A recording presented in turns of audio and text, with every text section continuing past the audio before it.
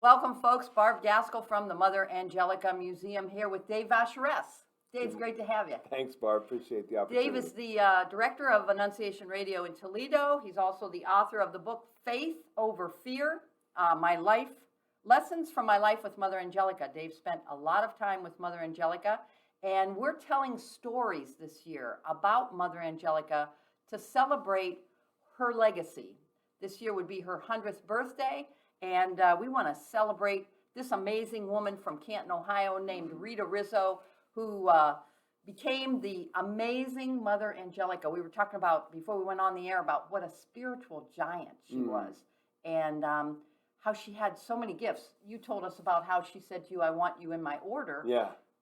Could she read souls? Maybe she could read souls. I think absolutely the ability to do what the Lord was asking her to do at the moment. And there was no doubt that as a person with a blank slate, which could have gone in any direction, I really needed someone that I could trust to educate me in the faith, the authentic faith, and who better to do that than Mother Angelica herself. So I believe she was just obedient to what the Lord was saying to her and willing to go in the direction that he would have her go at that time, and then willing to shift.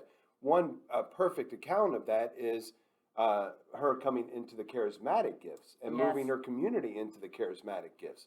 She tells the story that she's sitting in her bed, doing what was her custom, just reading the scriptures out loud. She happened to be reading from the Gospel of John, the very beginning. And the Word was, in the beginning was the Word, and the Word was with God, and the Word was God.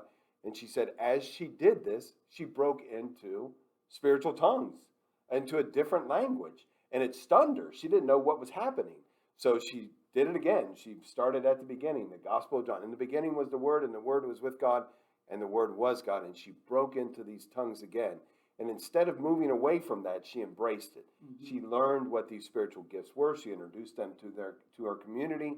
And they moved forward with this at that point in time when they had to be bold, when they had to be courageous, when they needed that extra spiritual strength from the beginning of EWTN to get it through its beginning stages, which had its own set of difficulties.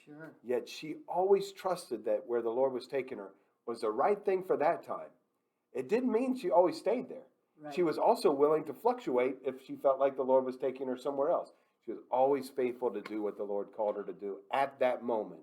She was willing to change course if she felt the Lord wanted her to change course. Amen. And she just went out of obedience. Rather than picking a particular direction, her direction was faithfulness to the Lord wherever he took her. What a spiritual giant. And what a joy to be able to learn the faith from a spiritual giant like Mother Angelica. We're sharing stories this year about Mother Angelica. Dave Vacheresse is with us to tell us some of the personal stories of really living the life of a Franciscan with Mother Angelica. So be sure and join us for every episode this year of Remembering the Life of Mother Angelica.